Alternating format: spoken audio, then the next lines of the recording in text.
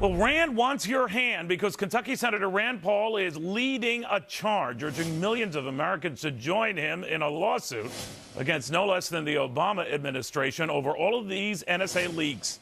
And today he is taking his case here, and only here. Welcome, everyone. Glad to have you. I'm Neil Cavuto, and the ACLU just broke the ice. And now these follow-up lawsuits stand to break the record books, including a class action doozy accusing 9 tech companies of giving the NSA direct access to their servers and their users' private data.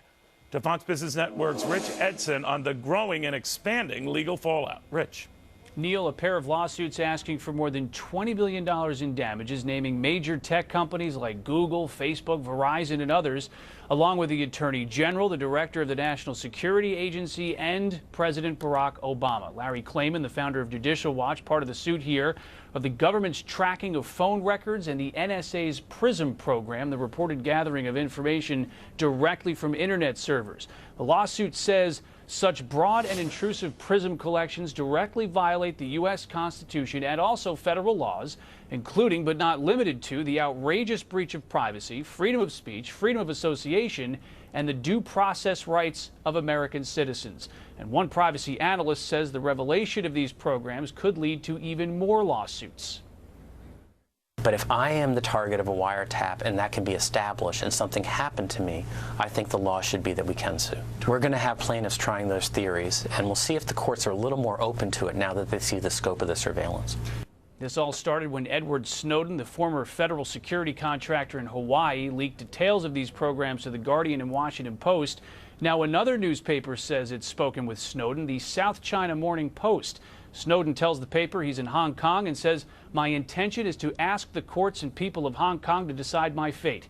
He goes on to say he would rather fight the United States government in the courts there because he has faith in Hong Kong's rule of law. Neil?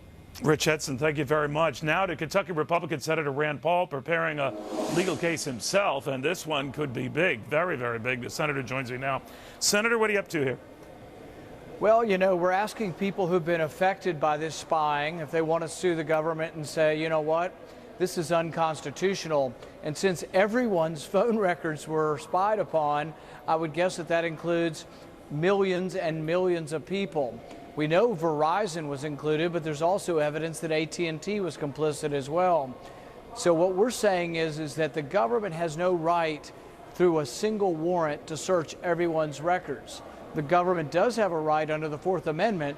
If you are accused of a crime and there's probable cause, they can go after you. And if your phone records lead to other people, they can get warrants to go after them. That's good police work. But looking at everybody's phone's records, I think really goes against what we stand for as a free people. What if they're not looking at the records? They argue, as the NSA chief was saying, just collecting the material. No one's done anything with it yet. You say the danger alone that they could and would is enough. Well, I guess my problem is they say just trust us, but you know, since the IRS is targeting different individuals, I have lost my degree of trust with them.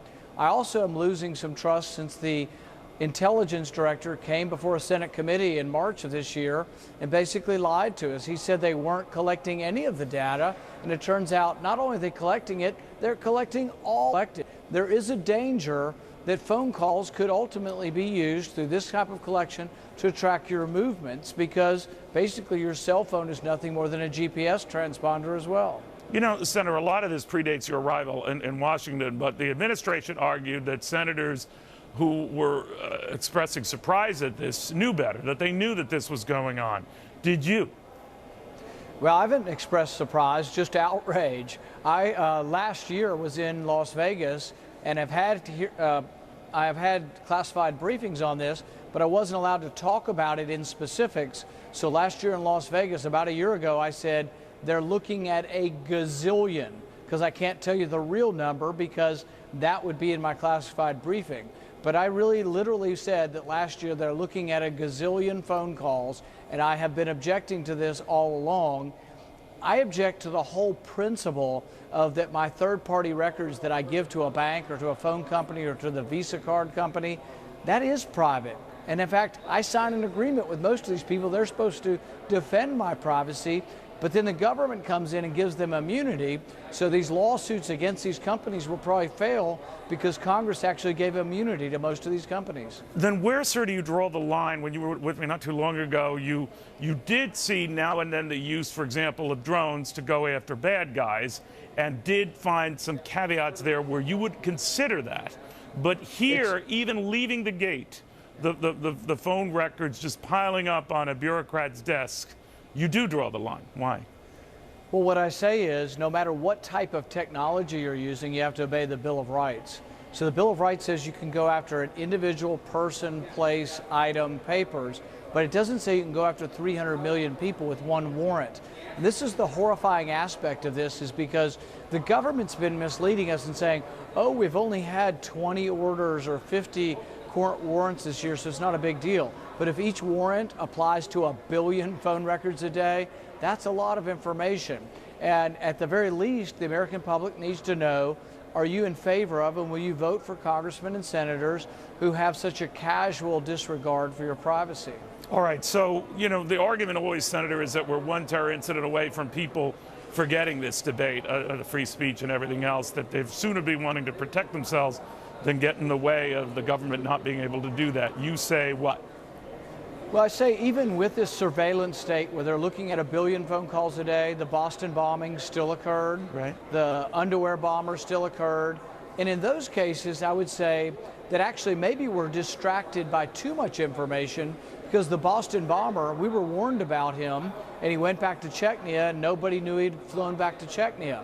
The underwear bomber was warned about to us by his father, who reported him, and we didn't do enough to stop him from coming in here with a bomb. We were lucky because the passengers actually stopped him.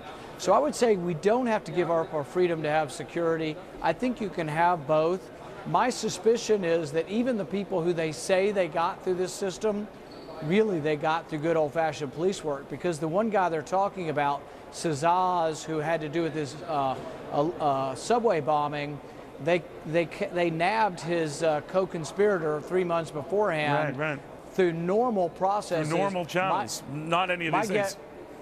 My guess is Nasir was making phone calls to Cazaz. That's how they got Cazaz, and not through some sort of random linking of phone calls. And apparently not through Verizon, I might add. Let me ask you this, though, Senator. Your father created a bit of a stir when he talked about the 29-year-old leaker in this whole NSA drama, saying that he wouldn't be surprised, and I don't think he was being entirely facetious, if we had a drone go after him. What did you think of that? And do you think that is a genuine fear that the government might try to take him out? You know, I think that would not be something that I would think would happen. I think that there's a chance they could extradite him, and I think there's a chance they may well have already started proceedings to try to bring him home. But if we couldn't extradite him, would there be justification in trying to kill him? No, and I think if anything like that happened, obviously there'd be hue and cry from top to bottom throughout our country. I don't see them doing that, but there was a story online where people were overheard in an airport saying they ought to make him disappear. That sounds like gossip. Well, do you think this guy is, how do you look at this guy? As a hero, as a villain? Where do you stand? Well, I would say that when people commit civil disobedience, they're doing something a lot of times because they think no one's listening, they're at wit's end, and he felt like basically the director of intelligence had lied. So really you have two individuals that history will judge. One, an intelligence director who blatantly lied to the Senate and said he wasn't collecting any data when in fact he was collecting billions of pieces of data every day on Americans. And then another gentleman who was obligated not to leak secret documents, but felt like the country was lying to the people about a program, and he thought it was going against the grain of the Constitution, and at great peril to himself, maybe not physical, but he's gone into exile, may never be able to return without being incarcerated. You know, I think history will judge whether he's a hero or a villain. Because a lot of people say whether his intentions were heroic or not by running to Hong Kong, essentially to China, that's not heroic. You say what? You know, I think everybody will make their own judgment. I think choosing exile is hard for anyone, right. And risking imprisonment, long-term imprisonment. You know, the thing is really we should be asking the question about, is the director of intelligence a hero or a villain for lying to Congress, for hiding a massive program that is looking at every American cell phone data every day? When are you going to file this suit, Senator? We're going to have a press conference tomorrow. There'll be, I believe, 86 different groups that are involved and interested in privacy, the Bill of Rights, the Fourth Amendment. There may be several different lawsuits, but what we're asking people is, if they want to be part of this lawsuit, is to go to randpac.com. On that website, they can give us their permission to become part of the lawsuit. And I think if millions of people were to get interested and say, you know what, there are limits. I want them to get terrorists, I want them to get criminals, I want them to get bad guys, but I also want some semblance of privacy. If millions of people turned out and said that, I think all of a sudden we could get a change in the direction of the country. And just to be clear, because I'm no lawyer, who are you suing? It would have to be the government's position on this, trying to overturn. But would it be the White House? I understand the government's position, but would it target the White House, the president? Who? Well, it would have to be the FISA court order that gave permission to do this. So they've gone by what they think the law is. It would be us saying so it's really the Justice Department. You're suing the Justice Department. Well, it's the constitutionality. We're suing over the constitutionality of these orders. All right. Senator, thank you very much. We'll be watching very closely. Thank you, Neil. Rand Paul. Well, it's not just the president being sued. He's got company, or should I say companies. And by the way, not just companies. Try an angry mom and dad who are suing on behalf of their son. This young man killed in Afghanistan. They're about to give this administration the business, and their lawyer is stopping by Fox Business to spell it all out on Fox Business, only Fox Business, tonight. These folks, their suit, this lawyer, one word, stunning.